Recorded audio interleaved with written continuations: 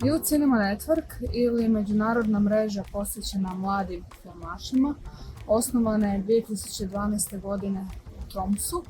Sveukupno je u samom početku bilo oko 15-ak članova, većinom filmskih festivala.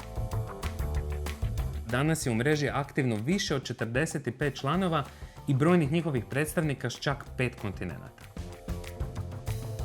U sklopu mreže održavaju se godišnje konferencije na kojima se članovi okupljaju kako bi razmijenili ideje, razvijali mrežu novim projektima i dogovarali buduće suradnje.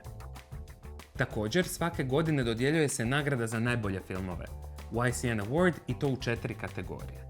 Do 14 godina, od 15 do 19 godina, od 20 do 27 godina te za najbolji radionički film.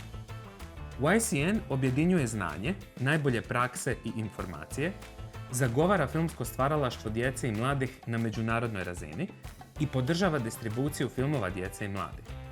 Promovira i razvija filmsko i medijsko obrazovanje i kulturu, te promovira i okuplja vrsne mlade filmaše i njihove mentore diljem svijeta.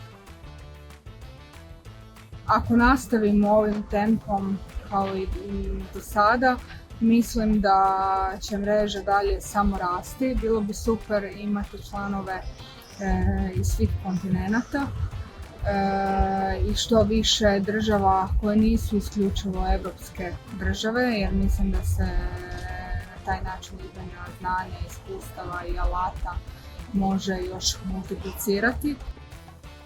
Samo da u tom daljnjem razvoju i širenju ne zaboravimo koji je naš najbitniji fokus, a to su upravo mladi i djeca, odnosno filmsko stvaralaštvo djece i mladih.